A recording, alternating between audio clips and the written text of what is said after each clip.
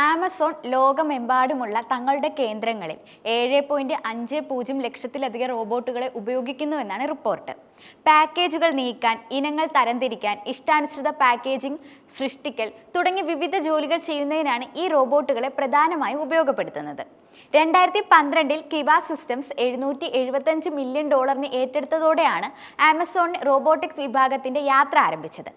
കിവ രൂപകൽപ്പന ചെയ്ത ആദ്യകാല റോബോട്ടുകൾ ഇനങ്ങൾ നാവിഗേറ്റ് ചെയ്യുന്നതിനും കൊണ്ടുപോകുന്നതിനും ഉപയോഗിച്ചിരുന്നു.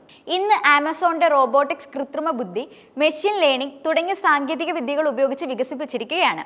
അതിന്റെ ഫലമായി പ്രോട്ടിയസ് പോലെയുള്ള കൂടുതൽ നൂതന റോബോട്ടുകളാണ് ഇന്ന് ആമസോണിൽ പ്രവർത്തിക്കുന്നത്. പ്രത്യേക മേഖലകളിൽ മാത്രം ഒതുങ്ങാതെ തടസ്സങ്ങൾ മറികടക്കാനും പാക്കേജുകൾ കൊണ്ടുപോകാനും കഴിയുമെന്ന് റിപ്പോർട്ടുണ്ട്.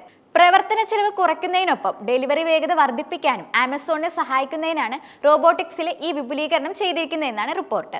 റോബോട്ടിക്സിലെ കമ്പനിയുടെ പുരോഗതി വേഗത്തിലുള്ള ഡെലിവറിക്ക് കാരണമാകുമെന്നും കമ്പനിക്ക് ഇതുമൂലം 2030 ആകുമ്പോഴേക്കും പ്രതിവർഷം $10 ബില്യൺ വരെ ലാഭിക്കാൻ സാധിക്കുകയും ചെയ്യും. കൂടാതെ റോബോട്ടിക്സിന്റെ സംയോജനം ആമസോണിനെ AI, മെഷീൻ ലേണിംഗ് തുടങ്ങിയ മേഖലകളിൽ കൂടുതൽ തൊഴിലവസരങ്ങൾ സൃഷ്ടിക്കുന്നതിലേക്ക് നയിക്കുന്നതാണ്. Company 2022 Amazon industrial innovation fund ആരംഭിച്ചിരുന്നു. ഇത് ഉയർന്നു വരുന്ന സാങ്കേതിക വിദ്യകളിൽ ഏർപ്പെട്ടിരിക്കുന്ന കമ്പനികൾക്ക് നിക്ഷേപം നൽകുന്നുവെന്ന് റിപ്പോർട്ടുണ്ട്. ഇത് അജിലിറ്റി റോബോട്ടിക്സ് പോലെയുള്ള സ്ഥാപനങ്ങളുമായി പങ്കാളിത്തത്തിലേക്ക് നയിക്കുകയും അവരുടെ 2 കാലുകളുള്ള റോബോട്ട് ഡിജിറ്റ് ഇപ്പോൾ ആമസോണിന്റെ പൂർത്തീകരണ കേന്ദ്രങ്ങൾ പരീക്ഷിച്ചു കൊണ്ടിരിക്കുകയുമാണ്. ആമസോണിന്റെ പ്രീമിയർ റോബോട്ടുകളിൽ ഒന്നാണ് സ്പാരോ.